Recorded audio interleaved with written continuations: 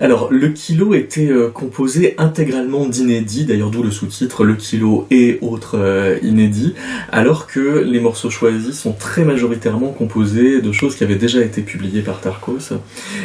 mais qui n'avaient pas été republiées depuis sa mort et qui, pour la plupart,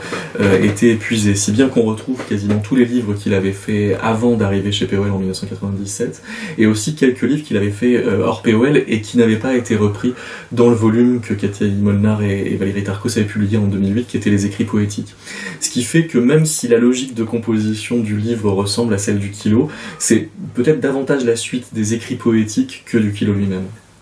En fait, le kilo, il y avait une volonté pour David et moi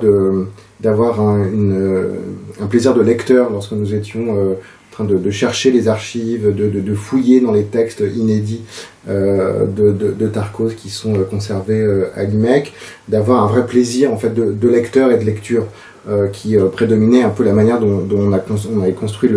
le volume. Et là, effectivement, on est dans un autre paradigme, puisque l'idée c'était véritablement de non pas tant d'aller piocher des inédits qu'on aurait pu trouver, mais plutôt remettre à disposition des textes qui n'étaient plus disponibles, mais aussi en ajoutant des textes non pas nécessairement publiés par Tarkos, par ses éditeurs, mais dont Tarkos avait, semble-t-il, réussi à faire une version ce qui nous semblait assez fini, enfin en tout cas terminé, susceptible d'être publié, puisque certains textes même avaient été envoyés à des éditeurs mais n'avaient pas eu nécessairement de réponse positive, ou alors Tarkos, pour une raison ou pour une autre, n'avait pas donné suite en fait au travail d'édition. Il faut bien s'imaginer que les archives de Christophe Tarkos, c'est un monde en soi. C'est près de 200 ou 300 cahiers, des cahiers Clairefontaine, toujours à peu près le même format, à peu près des formats A5, dans lequel de son adolescence jusqu'à son décès, Christophe Tarkos écrivait, prenait des notes, commençait des textes, reprenait certains textes, et ne cessait comme ça d'alimenter ces carnets qui sont classés par thématique, par projet, par chantier en quelque sorte. Mais il y a aussi tous les textes sur des papiers A4 que Christophe Tarkos reprenait, imprimait, reprenait, ou encore, et c'est quelque chose qu'on avait mis en avant dans le kilo, mais qu'on continue en fait ce travail prospectif autour des dessins en fait de Christophe Tarkos, parce qu'il a une véritable activité de dessinateur, et les dessins sont innombrables là aussi, puisqu'il y a encore plus de 2 à 3 000 dessins qui sont conservés à l'IMEC, donc il y a encore beaucoup de choses si on voulait à publier, à fouiller, à continuer d'explorer et d'en comprendre les logiques internes. Donc non, en fait il y a encore il reste encore des formidables textes inédits de Christophe Tarkos, ou des dessins dans les archives de l'IMEC ou ailleurs. Et puis dans les 260 disquettes qui contiennent plus de 10 000 fichiers qu'on n'a pas du tout tous dépouillés, il y a par exemple un texte qui s'appelle Quelques millimètres, qu'on a retrouvé quasi par hasard et qui est tellement formidable qu'il nous semblait évident qu'il fallait le publier, alors que les disquettes contiennent aussi des choses qui sont très clairement des brouillons, qui n'ont pas de valeur éditoriale, enfin qui préparent quelque chose, quoi. Mais la limite n'est pas toujours si facile que ça à déceler, sauf quand il s'agit de lettres qui ont sans doute été envoyées, même si elles n'ont pas toutes été envoyées, mais en tout cas il y a encore plein de choses. Ouais. Alors c'est pas chronologique parce que c'est évident pour nous de commencer à peu près par les morceaux choisis, puisque c'est le titre du volume, qui est en fait le titre d'un de ces livres dans la collection Morceaux choisis que dirigeait Didier Moulinier dans Les Contemporains Favoris, qui était une collection dans laquelle tous les livres qui avaient la maquette des classiques Larousse des années 50-60 s'appelaient tous Morceaux choisis, quel que soit l'auteur. Et Tarkos s'était prêté au jeu en justement envoyant plein de projets qu'il avait, dont certains sont aboutis d'ailleurs dans d'autres livres. Et après, non, on a plutôt repris un principe d'agencement qui était de l'ordre d'une espèce de ligne où on rassemble tous les textes qui font penser à la ligne, comme les poèmes d'une ligne qui fait partie des inédits, le besoin aussi qui est un cahier qu'on a retranscrit, le bâton qui fonctionne par ligne. Donc ça, c'était une logique qu'on avait appliqué dans une des vitrines de l'exposition Tarkos Poète à Marseille en 2022, qu'on a repris donc ici pour rassembler ces textes-là. C'est une section ligne qui se finit par Farine, qu'on republie, qui était paru chez Ayou par Jean Dupuis. Et puis après, il y a beaucoup de dessins et puis quelques autres textes, et pas des moindres, puisqu'il y a le premier livre, L'Oiseau vole. Il y a les 10 ronds qui étaient parus en 99, mais qu'on a complété de tous les autres ronds qu'on a pu trouver dans les disquettes. Il y a donc quelques millimètres, et puis des textes, aussi des textes de revue, qui n'était pas paru dans le volume Pan, qui était paru en 2000, qui était un recueil de textes de revue. Et je pense par exemple au texte Zone ou alors Monde donné, qui était paru dans la revue TTC et qui avait jamais été republié, alors même que c'était un texte tellement important que Eric Albécassis l'avait mis en musique, par exemple. Il y a, c'est un volume donc, dans lequel s'organise effectivement, comme le disait David, un peu par contact, en quelque sorte, c'est-à-dire qu'on passe de poèmes d'une ligne à Farine, en passant par le bâton. Il y a l'histoire des ronds et l'histoire des carrés, et évidemment il y a les dessins. Et les dessins, c'est vraiment cette idée que Christophe Tarkos ne fait pas de dessin en dilettante, que c'est une véritable activité. C'est une activité de dessinateur, mais c'est aussi la prolongation de son activité de poète, de son écriture en fait. C'est un peu partant de ce principe qu'on a aussi voulu monter le volume, c'est-à-dire que lorsqu'on pouvait, de la même manière qu'on a rapproché des textes, parce que formellement il y avait un rapprochement à faire, et on a usé de la même technique en quelque sorte, en rapprochant des textes avec des dessins. Donc il y a plus de dessins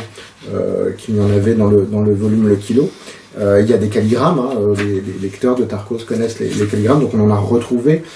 pour certains. On s'est aperçu, ce qu'on avait déjà un peu entreaperçu d'ailleurs pour Le Kilo, c'est que Christophe Tarkos faisait des photocopies manuelles en quelque sorte, c'est-à-dire qu'on a plusieurs fois le même dessin, mais qui est légèrement différent, comme s'il avait décalqué par transparence les dessins. Et surtout on a retrouvé un volume inédit et complètement terminé de dessins, c'est-à-dire que Les Arêtes, c'est un volume de dessins, de la même manière qu'il y a des recueils de Tarkos de poèmes. Il y a un recueil de dessins qui s'appelle Les Arêtes et qu'on a publié en fait dans son intégralité, que Tarkos avait, on a pu les retrouver dans les archives, avait imprimé, relié et envoyé à certains éditeurs, pour lequel, a priori, semble-t-il, ils n'avaient pas reçu de réponse, mais c'était un vrai projet d'auteur, en quelque sorte, que de montrer vraiment cette activité, de la revendiquer comme faisant véritablement partie de son travail de poète et d'artiste. Et puis on a vraiment un Tarkos qui fabrique des formes, c'est-à-dire quand il s'appelait fabricant de poèmes, là on a vraiment un volume qui l'illustre de bien des manières, puisqu'il y a toutes les formes. On disait les ronds, il y a les carrés, on reprend les carrés qui étaient parus dans le coffret Malang édité par Aldante, et donc on a vraiment toutes les formes de poèmes qu'il a pu faire avant d'arriver vers des formes plus prosaïques, comme dans ses derniers livres comme Anachronisme, où là il est moins à fabriquer des poèmes qui sont identifiables comme quasiment des calligrammes. Les calligrammes de Tarkos, il en existe plusieurs versions. Il y a la version qui a été éditée par Aldante. Il a fait un ensemble de projets de calligrammes à Caen, qui s'appelle les calligrammes de Caen, avec Thierry Weid à l'école des beaux-arts de Caen, qui est un projet aussi d'ouvrage, dans lequel on retrouve en fait un peu les mêmes formes, un peu les mêmes dessins, comme s'il les reproduisait. Il avait voilà une sorte de vocabulaire qui passe par le dessin. Et à savoir ce qui vient en premier, je dirais, entre le texte et le dessin,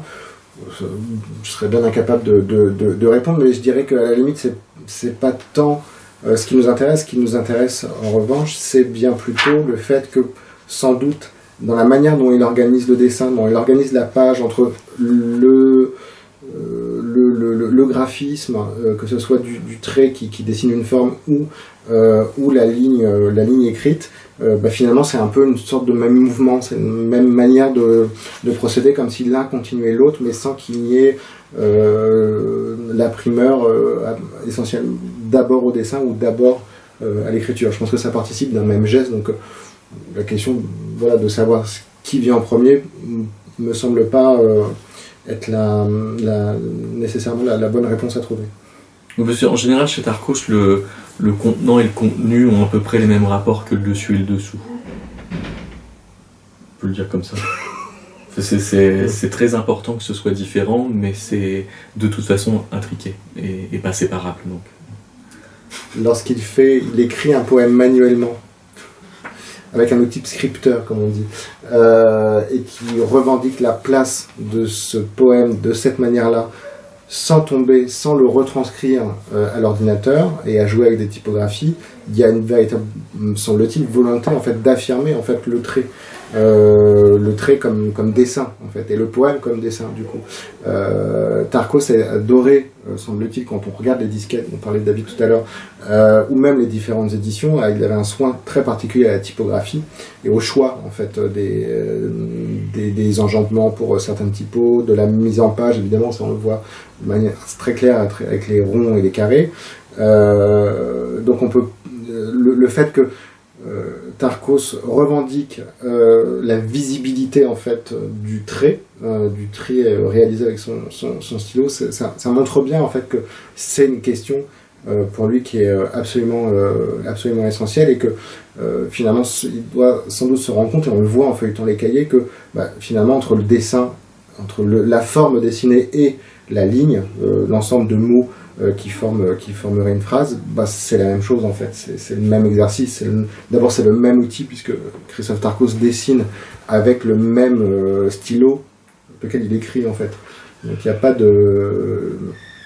n'y a pas de fétichisme du pinceau ou du crayon en particulier, c'est la même chose, c'est avec le même outil, avec le même stylo Schaeffer à l'encre noire qu'il écrit et qu'il dessine. A priori, il photocopiait pas mal de ses travaux. On le raconte pas mal dans l'avant-propos. Il faisait des listes de chantiers qu'il avait en cours et puis il l'envoyait à beaucoup d'éditeurs sans trop de discrimination de style. En gros, il arrosait le champ poétique dans toute sa variété et il attendait sans doute des réponses sur certains projets pour ensuite donner le projet fourni. Mais vraiment comme un fabricant, c'est-à-dire voilà mon catalogue, produit potentiel compris, que je réaliserai à l'occasion de, par exemple, votre envie de l'avoir. Et ce qui est intéressant, c'est de voir que quand on regarde les catalogues de textes qu'il a en réserve potentielle et qu'il envoie par exemple à des éditeurs, je pense par exemple à Diné Moulnier qui nous a envoyé au moment où on a fait l'exposition tout ce que Tarkos lui avait envoyé, donc on avait une trace de ce qui était pour Tarkos dans les années 93-94 un envoi à un éditeur, donc c'était vraiment comme un panel, et on trouve des choses qui paraissent beaucoup plus tard dans une revue, et donc ça veut dire que toute cette production de la période où il invente le nom Tarkos, en 1992, va être quelques mois où il va multiplier un nombre de chantiers qui vont alimenter ses publications jusqu'à la fin des années 90. Donc ça c'est très impressionnant de voir que quand on regarde les catalogues de travaux dont il pouvait faire la liste à ce moment-là, c'est comme un programme d'activité qu'il se donne pour les 10 ans qui suivent. Et alors on avait fait une journée d'études pour clore l'exposition à Marseille qui s'appelait Tarkos Poète Réunion de chantier, et à cette occasion Nathan Lahire, qui prépare une thèse sur Tarkos, avait eu l'idée que ces morceaux choisis de 95, où justement il y a un panel de manières de faire poème très élargi, ça va du poème visuel à la photo, au dessin, en passant par le poème disons verbal ou quelque chose qui s'appelle exercice, tout ça